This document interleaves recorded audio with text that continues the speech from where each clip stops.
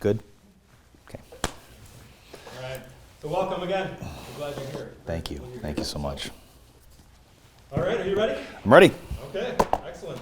So again, thanks so much for being with us today. So following our interview questions this evening, you'll have the opportunity to ask us a question or two as time allows. Mm-hmm.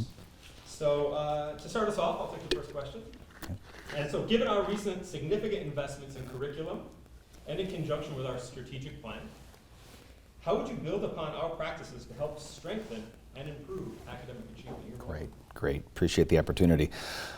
This is, when first hearing this question, I thought very unique to juxtapose it against what's happening with the strategic plan to ensure that there is some consistency and constancy with what the board has set forward in terms of kind of the long-term visioning of the district and a plan that expires in 2026. We're almost midway through, or a little bit past midway through, to determine, I think, what's best for the district from a curriculum and instruction perspective. I have to admit that I think it's an obvious direction to take in response to this question to say, what would I change?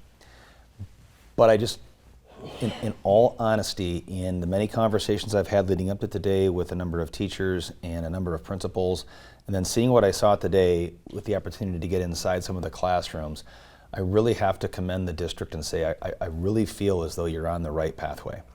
And that is not, I don't want to say it's not what I expected, but I think oftentimes people, what are you going to bring to the table? What are you going to change? And I think it's a good leader's responsibility and incumbent upon him or her to assess where the district is in a variety of areas. And in my initial assessment of where you are, following an $11 million commitment relative to technology, roughly $4 million commitment to curriculum and instruction improvement, I think the results are pending.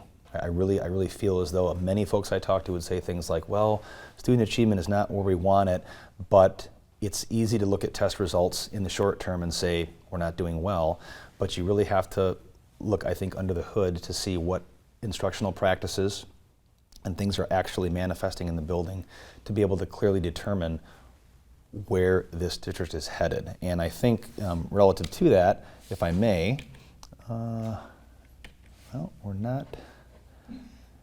Pictures of kids, looking good, ready to learn.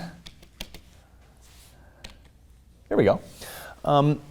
This was the original checklist that I put down at first blush when I heard this question, and had every intention of changing it based on my continued research as I went through the process of preparing to respond, and chose ultimately not to. And here's why. So at first, a viable and clearly articulated K-12 curriculum with measurable and attainable goals is an absolute baseline prerequisite precursor before you can make any expectation of growth relative to student achievement. That process in Waterford has resulted in written pacing guides for almost every content area and grade level. Teachers know what to teach, so the ability to not only take veteran staff and get them on board in consistent practice, but to fully immerse and onboard new teachers, I think is really, I am significantly impressed with the progress made here relative to that end. As it relates to the district's strategic plan, you look at things like problem-based learning. I was particularly impressed with the articulation of a focus on the instruction and improvement for special needs students in classrooms, the science of reading. All those things came alive for me today in our walkthroughs. And I know that in a superintendent walkthrough or meet and greet, folks put their best foot forward, but I can tell you it was consistent with everything I'd heard leading up to it from a teacher and principal perspective about what I would see in a Waterford classroom. Every district has its shining stars, every district has its warts. It's just the nature of our business. What shines through is how people feel about the investments made in your technology and curriculum. So the Promethean boards, for example, the competence and confidence in which teachers and kids alike utilize that technology was beyond obvious, and that is not always the case. You'd think if the average person who doesn't know a lot about the implementation of these kinds of processes would look at a $15 million investment and say, gosh, $15 million, it's going to be it's a no-brainer. It'll just happen. That's not the case. So the team responsible for implementing this technology and embedding it into instruction to make it a natural part of how kids interact in the classroom is absolutely happening here, and I saw it in dozens of classrooms today. PD, development that aligns with these goals as seen valuable by staff. That's hugely important. I did not see a ton of evidence to this today, but that's not surprising because professional development is something that we need to drill down a little bit further, but obvious that there is a consistency and a command that your building principals have in talking about the training that led to this kind of instructional growth that you're seeing today. As far as support, I look at the next two bullets: learning coach support, providing consistent support for teachers to grow in what we would characterize as tier 1 instruction, so things that every student would benefit from a teacher's growth, and professional learning communities. I was particularly interested in asking folks today about this topic and heard some great responses. In your personnel and leadership strand in the strategic plan, you identified a concept known as One Waterford to foster collaboration. That is clearly happening here. And I'm not just saying that. All of us are better than any of us. Many of your principals could speak to very specific ways that they could interact and dialogue with teachers that were getting to the heart of instructional practice to drive increase and improvement in instruction. So, I've been around this business long enough to know when people are just kind of giving me a line, you can obviously tell that PLCs are alive and well here. And beyond alive and well, you're getting to the heart of the issue in classroom instruction, which is students perform an assessment, teachers get together to analyze that assessment, and they make decisions about what the results tell them. Because you have a written curriculum, because the pacing guides are well articulated, you're able to get to that next level discussion, and that escapes many districts even in 2024. So I commend you for that. Beyond that, your elementary level folks have data walls that are visible for all to see. There is a level of accountability that is just obvious in the buildings that the teachers are holding themselves to that standard. And I say all this to say I just honestly believe the student achievement results will come given time and given focus and given the ability for administration and the board to stay focused on these goals. Your strategic plan is well written. I think your folks are living and breathing it every day. Beyond that, I think that some of the rules of the road, as I kind of wrap up this answer, it won't happen overnight. Patience is really important from a board level, from a superintendent central office leadership perspective. We in the business tend to have kind of a shiny new toy problem. Things come along, new things are attached to it, new PD, special PowerPoints and all this training, and we lose our focus. I think you're on the right path. The collective efficacy, which I spoke about last time, just that true and honest belief that we actually can make a difference, that what we do in the classroom makes a difference and all kids can achieve. Expectations and accountability, I think people here really own the fact that, Matt, we're not where we want to be. I heard it multiple times today, but I just feel like if we stay the course, we'll get there. It wasn't excuse making to say, yeah, test results or achievement results aren't important to us. I didn't sense that at all, and I haven't sensed it in the weeks leading up to it. So to wrap up and summarize, in response to this, I just honestly feel that this is an area of the district. Now there may be other areas where I can lend a great deal of advice and opinion about how you might do it differently, but honestly believe the practices that you're engaged in right now are that rank high on effect size metric scores and other analysis that would say the types of things your teachers and principals are engaged in are the types of things that lead to and yield great results.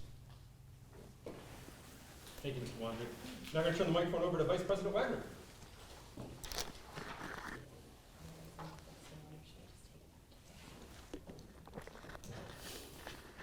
Please tell us more about what interested you in the Waterford Superintendency and what you hope to bring to our district based on your previous job and life experiences. Thank you for the question. I think I touched on this a little bit last time. There are a number of opportunities, especially in our area, for superintendencies and other leadership positions, and this is the sole one that I have expressed interest in. Part of it is because of my previous history in Waterford, the level of familiarity I have with the community, with the school district. It was really a great day for me today, reconnecting with some old friends, some of whom I haven't spoken with in a long time. I also feel that the challenges that are confronting just public education in general today, and I won't even make it specific to Waterford, but because I think sometimes we tend to feel as though our towns, our districts are just so unique, and the sets of problems that they're confronted with are just, unlike anything else going on. That just simply isn't the case. Are there things specifically unique to Waterford? Certainly, there are. It'd be disingenuous to opine otherwise. However, the processes of connecting with people, of establishing transparency, methods of communication with the community, with the staff, with students, those are universal. And I've had a lot of success in my previous positions as an administrator in being able to establish those systems, establish those processes, to make people feel a level of comfort with my decision making, where they may not agree with the end result, but they can't take issue with the process and how we arrived at that result. So that's really what Kristen, I hope to bring to the district, is not necessarily this set of wonderful ideas that have never been discussed or heard before by a district. I don't have any magic pills. I don't have any potion that I'm going to sprinkle on Waterford that just makes all the problems go away. I don't have the greatest answers. I'm not the smartest person in the room, but I do believe in the power of the collective if given the right set of motivators and given the right support, can do a lot and really make a huge difference for a community. A school district is the epicenter of our towns, right? This is, we're not a county-based school district state, right? We have, a small town feels here that in many cases our communities have a one-room schoolhouse feel and history to them. And so appreciating the demographic variables that you contend with, appreciating the number of people that have been here for generations and the new folks that have moved in recently, Waterford is a wonderful, wonderful community. And I just honestly can't think of a better place to finish my career, and all the experiences that have led to this point have allowed me to be really excited about a new professional opportunity.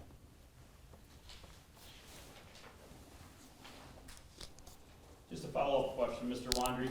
You stated that this was the sole one I've expressed interest in. Am I misunderstanding? I thought that you applied and either got the job out in Western Michigan for a district and then resigned from it, or withdrew your application? Yep. What was that? Yeah, no, great question. I meant sole interest in the last, let's say, 7-8 years. I had an opportunity to apply for, and I was offered the Barry and Risa superintendency position, and that was right before COVID hit. That job happened. There was a process of contract negotiation with the board and a variety of factors that were happening in my district at the time relative to COVID, and it just simply wasn't the best time to leave, I felt, the district, and made that professional choice to back out of that position that I was offered. And it proved to be, it was both a personal and a professional decision, honestly, Pat, and it wasn't something that I entered into lightly. Great discussion with the board out there with that decision, and I think the world kind of flipped upside down on all of us at that time, and both the age of my children, my wife and I at the time were discussing, do we move the whole family out there? What does that look like? In the short term, I was going to be out there kind of by myself until we moved the family or school was over that year, and then COVID happened, and it did not seem like the right time to leave my family and separate us personally. So that was several years ago, and I've been happy in Lapeer ever since. And I think what I was also referring to is a number of very recent opportunities have been open in our county, very high profile school districts, and I have declined to interview in those, or have been, an interest was expressed in my leadership. And full disclosure, considered them, talked about it with my wife, thought about it, ultimately decided not to, but this one was different. Unfortunately, crisis events and trauma can happen in schools. How have you led your school community through crisis situations to ensure student safety and maintain continuity in education? I think this is probably one of the more important questions that's asked of school leaders of all types today, because there are many issues we were not contending with, 5, 10, 15 years ago. Certainly when I started as superintendent, there's a hyper focus on safety and security. We have really, I've actually hired personnel in the health and safety vertical, with their sole job function being the maintenance of our emergency response protocols. That used to be something that was a shared responsibility among central office leadership, certainly myself as the leader of the district, building administration. But following, very local events that kind of changed all of our outlook, I kind of recognized that you really get what you inspect, not what you expect. And just all the board policies, all the procedures, kind of getting lost in translation. Not a lot of buy-in from either the parents and students and staff about what do we do, and realizing that was probably my fault as the leader, and really taking a deep dive at readdressing the board policy and the practices as it related to things like CSTAG, ALICE training, emergency response protocols, communication amongst district leadership and local first response support. Today, that looks very different than it did 4 years ago on Lapeer. Very proud to say that we have dealt with a number of situations. Very specifically, last year we had the threat of a possible weapon at our high school campus in the middle of the school day. But we were able to navigate through that process, ended up canceling school for the day in just that building. And because of those changes in communication protocols, we had gotten transportation, food service, district leadership on board to the point so quickly we were able to hand a bagged lunch to every high school student exiting the building to get on a bus to go home that day, because it was like 11:30 in the afternoon, so it was middle of lunches. And I was standing there kind of in the midst of all that saying, we have SWAT teams there, the bomb sniffing dogs, all that stuff, multiple agencies respond, central office leadership team, building administration, and it was a very seamless response. And the fact that we were able to marshal all the resources of the district to give the kids something to eat on the way home, and they were confused and they were frustrated. And this had followed a couple weeks of other threats. We had a disruption to our homecoming dance. Kids were really just, I think, fatigued with all of this. And the last thing I'll say is the next extension of this whole process is establishing protocols for how we debrief with students and staff after each one of these issues. So how does a teacher lead a classroom full of kids through a conversation about what happened the day before or that day? How does a principal lead a staff through a debrief? What happened? What did we do well? What can we do better? And kind of systematizing that a little bit, as opposed to just the happenstance where you have a casual conversation about what happened. That's really kind of the work we're really investing in right now. Thank you so much, Mr. Laundrie. We're going to turn the microphone now over to Secretary Torres, please. Thank you. So if you could, fostering a culture that embraces the vast diversity of our district is key to our students and to our staff's success. How will you work to ensure our school culture continues to value diversity through every aspect of the district? What are your experiences in working with diverse communities? Yep. So great question, and one in which, unfortunately, for good or bad, I think the word diversity is oftentimes limited to define a certain thought process about what that means. And diversity comes in all shapes and sizes. And so as individual students, parents, community groups, and then groups of people can all represent diverse life experiences, diverse opinions, and diverse expectations.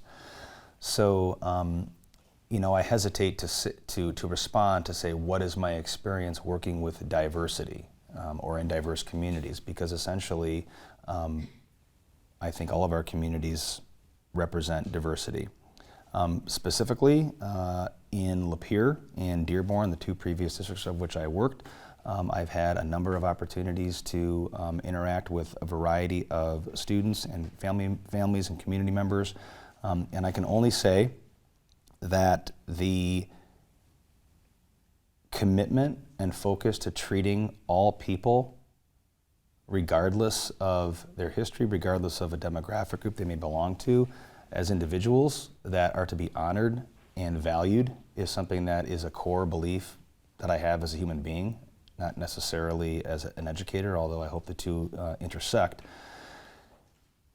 And it is incumbent upon us as educators to ensure that we create a culture and an environment of respect, of dignity, and support for kids and families of all types, whether they come to us with great means, whether they come to us from poverty, whether they have specific individual needs relative to special needs, whether they have formal education as part of a culture of their family or they don't. Many students walk in the doors of our schools every day. So it would be my expectation and my hope that we as a district have and feel an obligation to attend to all of the individuals that walk through our doors every day. I can tell you that working in Dearborn schools was a very unique circumstance for me professionally, given the demographic makeup of that community, and one in which I learned a great deal and had just a fantastic opportunity to interact with demographics of people of whom I had never met or worked with or lived with before. And certainly professionally, it really opened my eyes to the opportunities that exist when different people can come together under a common banner. And I think that exists here. Having been the principal at Mott High School and an assistant principal and athletic director at Kettering High School, having an appreciation for the differences in the different aspects of our community here in Waterford and how the needs of our families were served, I think, similarly, but also in unique ways, right? So to me, as an individual, it's always been important to me to treat everyone as an individual and support all kids and all families regardless of where they come from. Just a quick follow-up on that. So can you think of a time in either maybe Dearborn or Lapeer when you're in a leadership position where you created a program that was encompassing of diversity or celebrated diversity? Mm-hmm. So in Dearborn, we had to, I was just sharing this story earlier today, so there is a significant Muslim population in Dearborn of which we served, and the annual trip to Mecca was something that was felt very strongly and powerfully by many of our employees. So it had, obviously, as the human resource director, managing kind of just employee absence as part of that process and honoring it was very difficult, just to be honest. And so we went to local religious leadership and union leadership of the various groups representing our employees, and were able to create kind of a system whereby we could organize when that absence would take place by employee group and try to estimate on behalf of the district, so we didn't have, for example, hundreds of paraprofessionals out at one time. How could we manage that? And so that was a deeply personal thing for many in our staff and in our community. And so to try and honor in their place of work was something that was very important to me. So we were able to do that with great success. Thank you. Thank you, Mr. Wandry. We're going to turn the microphone over to Trustee Sutherland, please. Thank you. While the duties and the role of a superintendent are essentially the same from district to district, communities vary greatly. How will you navigate this transition to become part of the WSD community and shape the way in which you lead to best benefit our staff and our students? Yeah. Well, certainly I think having a bit of history in Waterford is, I think, initially a benefit, but nothing that you can simply rely on long term to say, well, I was here once upon a time and I'm sure everything's the same. That's probably not true. So there's really only one way to invest, and that is with your time. So whether it is obviously diving into the events where our students and families are going to be at, so just the district events that we sponsor, that I think that's kind of a baseline expectation of a superintendent anyway.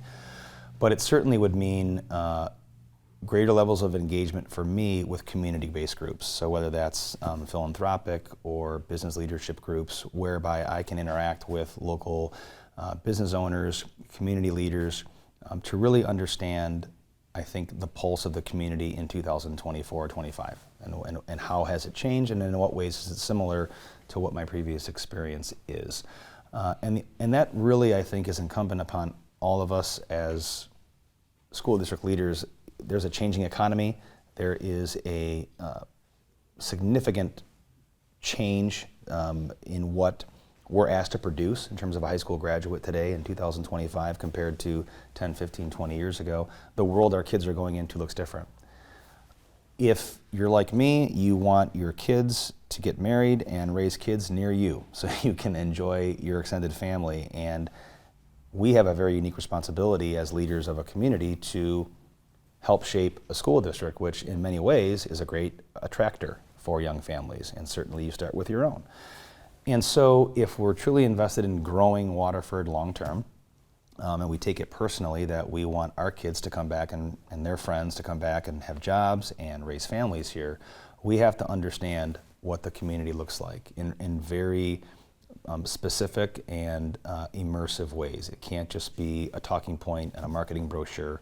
You have to understand what the community is like from a business perspective, raising families, and how might they be attracted to return here. So I don't think, Joan, there's any substitute for just putting the work in and getting engaged with those community groups. I've done that. I'm in Lapeer the last 14 years, as the MC of fundraising events for a number of charitable organizations, giving of my own time and resources, and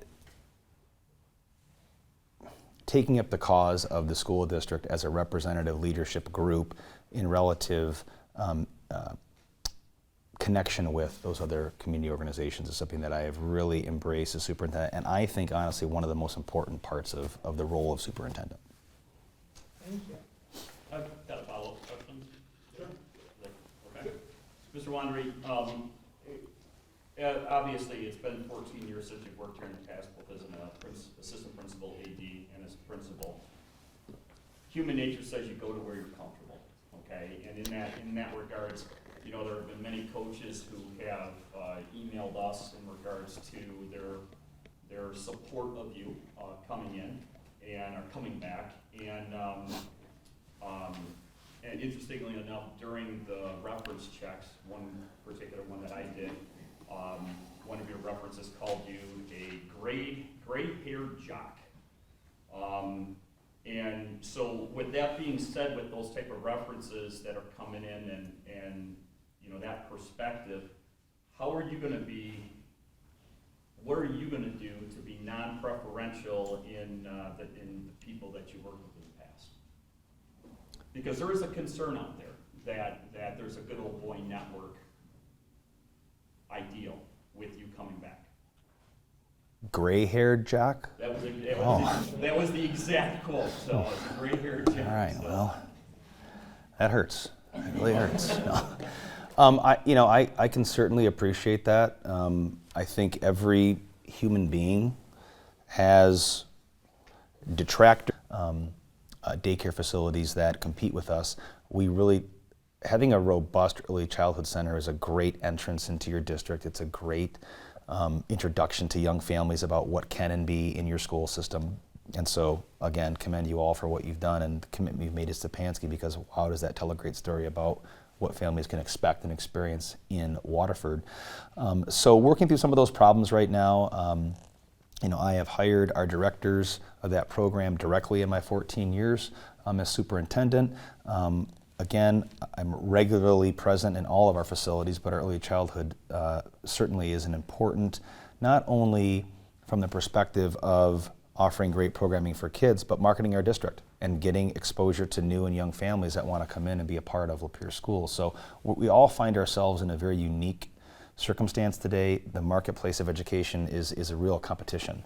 And we have a great program in Lapeer that we're really proud of and hope to expand it, but dealing with all of the competing interests right now is making that a real challenge for us. And that's not anything new to my tenure in Lapeer. That's been kind of an ongoing thorn in our side, if you will, but understand the significant importance of that programming, certainly. Thank you. Pass the microphone to Trustee Joslin, please. And we have one more question after this. What methods have you used to attract and retain quality staff? Question of the day, right? Question of the day. In my many conversations today with both teachers and administrators, there is a lot of conversation about this issue. And it was really, in the two of the three groups I spoke with directly, probably the second or third question asked. What are you going to do? What can you do? Number one, I honestly believe that staff appreciation, staff retention, staff recruitment, it comes in many shapes and sizes. You ask certain people, it's strictly a money issue. You ask other folks, it is about quality recruitment, attracting young talent, training and developing them appropriately over time, showing appreciation for them and keeping them, and everything in between. In some ways, this is not an A plus B equals C answer, especially today. We find ourselves, when I started in education 25 years ago as a teacher, if you didn't make a decision about the district you were in by about year 4, you were staying, right? Because you just simply couldn't afford to go back to step 0. Districts weren't paying steps. There was no competition. There was a young college graduate ready to take an open job, and there were 400 per open slot. I used to have 700 to 800 applicants for a second grade teaching position 14 years ago. I'm down to 30 or 40 today. That tells you what the market is like. In addition to that, when those 699 other applicants didn't get a job in Lapeer or someplace else, they went into the substitute teaching pool. So we had young, certificated professionals who were filling our substitute teaching roles, our coaching roles, our class sponsorship roles, volunteer roles, in an effort to get a foot into a district to hope someday be hired. So districts, to a large degree, 20, 25 years ago, had this stable of young talent ready to go. We simply don't have that today. So, I certainly think that, and something that I've tried to focus on a little bit more in my time in Lapeer is staff training and development. I think is hugely important. So and our staff has a huge hand in selecting development, in responding to things like learning coaching, that they know when they come to Lapeer, they're taken care of, that we are investing in their development as a professional educator, that we're not just checking the box, we're not just going to do the required evaluations on an annual basis. Here's the keys to your room, good luck, go get them. They know that we're going to invest in them. I think that's one. And number two, I think is something, this may sound a bit silly, buy them a t-shirt, say thank you. Do things that demonstrate to them they're important. One of the things we do in our part of our central office leadership on an annual basis is we go to every single building and we have a very frank and direct conversation with our staff about the state of the district. We give them awards, and they have a personal connection with us and feel like they don't have to come to a board meeting to get an audience with the superintendent, that we go to them every year. We are in our buildings all the time. And part of the way that you show appreciation for someone and their work is go to their job site and tell them that. And I think one of the things that I'm most proud of is that our central office leadership team, our building principals, we believe in going into our classrooms, going into our buildings where people are working, and identifying with them the challenges they face. And it's funny, when I go to a building, of course, it's really easy to email anyone that you want. If you have a question, you can call them. People don't do that. Our staff won't email me with a concern. They won't call me and leave a message. But if I go to the building and I'm walking down the hallway, they'll say, hey, do you have a sec? I've got an issue, right? And so just being there and being able to listen to people and solve a problem, and then going back to your office and the next day emailing them back or calling them and saying, hey, I looked into it, here's where we're at. I know that's not something necessarily that you put into a program, right? But that is, I think the personal side of what I would like to bring here to demonstrate to people that we're invested in you as a professional, regardless of where you started. I'm very committed to that.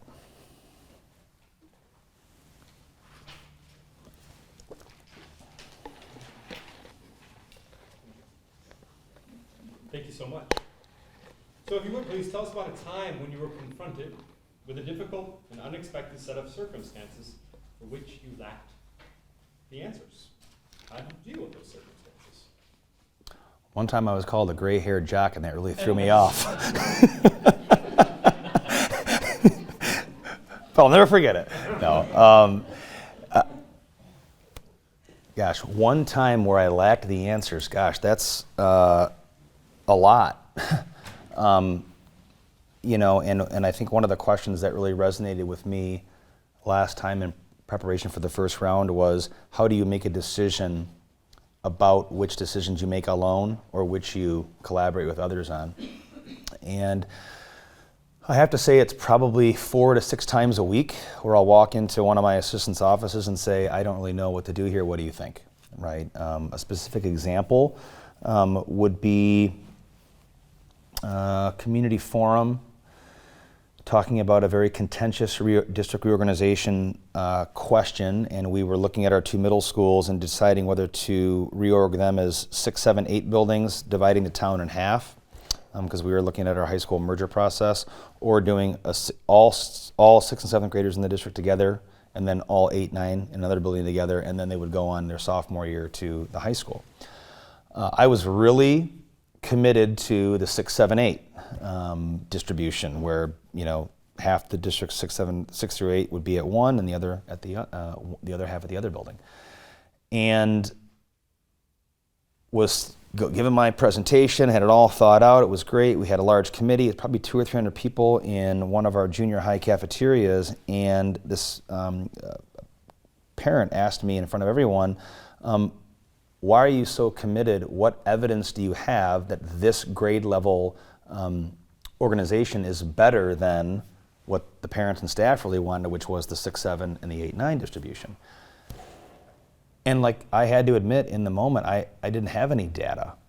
I didn't have any data that said, well, 6th, 7th, and 8th graders in this configuration leads to better outcomes, and here's why. And we went back after that, and with my leadership team, we're just kind of debriefing, and I'm like, well, if we don't have anything that is so compelling that this is the right way to do it, then why don't we just, why don't we let the community decide this one? Does anybody have any real reason why this particular structure is the way to go? And that same parent, when we went back a few weeks later to announce our decision, I think was really waiting for me to say, well, we appreciate your input, but we're going to do a 6, 7, 8 and a 6, 7, 8 and have a nice day. When I could see her, she was waiting, I think, to pounce. When I said, we agree with you. We're going to do a 6, 7, and 8, 9, which is the organization we have to this day. So it was really in my zeal for wanting to drum up support for that particular decision. And, like all of us, if you're going to present something, you put a lot of time and thought into it. But when she asked me very directly what was the evidence or data that I had for it, and had to be confronted with the fact that I didn't really have any, it ended up being one of the better confrontations that I've had publicly, because it really challenged my thinking, and then led to that same parent would come to every community forum for the next 7 or 8 years, and people would say, you guys have your minds made up, this is a waste of our time. She would get up to her credit every time and say, that's actually not true. If you guys have a compelling reason and put together a good plan, they will listen to you. And so even though I kind of had a little egg on my face from the initial confrontation publicly, it ended up being a really good thing moving forward, because she was kind of my voice of reason in a lot of contentious community forums, to just, even if she didn't agree with me, she would say, well, we know that they'll listen, and here's an example of that. So ended up being a good thing, I guess. Mr. Wandry, thank you so much. That takes us to the end of our prepared questions here. So I've got a couple from the audience. Great. That I'd like to ask. So Ms. Wandry, where do you stand on outsourcing union jobs? That's a question that every district, every board, every superintendent has been challenged with. I've been challenged with that question for the last 15 years, 14 years as superintendent. I really think I don't have a stance on that question in a vacuum. Because I think there are circumstances where it's appropriate. I think there are circumstances where it's not. We did an investigation of the privatization of our transportation department in Lapeer, ultimately decided not to do it. The numbers didn't bear itself out. We had great conversation with union leadership. We talked about the potential outcome, the good, the bad, everything in between. And ultimately, it was not for us. We did some privatization of food service. We've done some modest privatization we had of some custodial services in the district. Ultimately, came back to district employees. And in many cases, I have found in just my own personal experience that having a dedicated direct employee of the district who works for you, is vested in the community, vested in the organization, is a benefit. This has been my personal experience. However, I have seen there is some financial benefit if given the right set of circumstances for privatization. I think every time that question comes up, the variables surrounding what is confronting the district at that time need to be debated and discussed. And I don't think there are any sacred cows when we're talking about budgeting, when we're talking about the difficult, challenging times that we're confronted with as educators today. These are public tax dollars. We need to ensure that there is no stone unturned, and at a bare minimum, consideration for all possible financial decisions need to be on the table. Personally, I have found that it has not necessarily worked in Lapeer, and have opted more often than not to maintain district employees, but those were with Lapeer circumstances in different times, and it may be different here in Waterford. Thank you. Second question. What are your thoughts on bringing skilled trade opportunities back to our schools and/or public service, career training, police, fire, teaching, social work, etc.? Yeah, I've done it. I've created CTE programs directly in our school building. We have an ed tech program, vocational training, like many that's offered through our ISD, like all most districts here in Oakland County. I have actually added those programs. As far as the remaining list of career pathways that you identified there, I mentioned earlier about the changing economy that we're all confronted with, graduating students into, and I think we're far beyond in not investing enough money in this. I think the days of sending kids to four-year institutions or training after high school and saying, figure it out, good luck, I think those days are in the rearview mirror. I think we have to demonstrate the value of a high school diploma for families, for our kids, and if that means introducing them to career pathways and changing where we put them in terms of time on task and butts in seats, so to speak, I think we have to have that conversation. I think parents are asking their local K-12s to produce more as it relates to preparing kids to go right into career pathways. And so that looks different. And I honestly believe that innovation in how we instruct and how we structure a student's day has to change. We cannot tell all high school students, for example, they all have to be, and I know it's contrary to how we're funded in many ways because we have to have so many hours and so many days. I understand that, but there are ways where you can design a system that kids have exposure and access to these types of opportunities more than just a traditional 6-period day. It looks different. It's very complicated from a scheduling perspective, but one I think that bears significant fruit when we go back to one of my earlier answers, which is if we want kids to stay and work in our communities, we have to provide them with a more relevant and meaningful high school experience. And I think it is replete with providing exposure to all the things that you mentioned. So I'm very much in support of exploring opportunities for that kind of design. We started about 6:05, so we've got about 9-10 minutes left, and so I want to give you the opportunity, Mr. Wandry, to ask us any questions that you might have for us. The only thing that I would ask, and I'm curious about, is what, as individual members or whoever wants to take this one, what do you feel like Waterford needs more than anything out of its next superintendent? Because you certainly know the district better than I do. Does anyone want to field that question? Member Torres, I'm going to pass the microphone. It relates to my ideas of academic programming.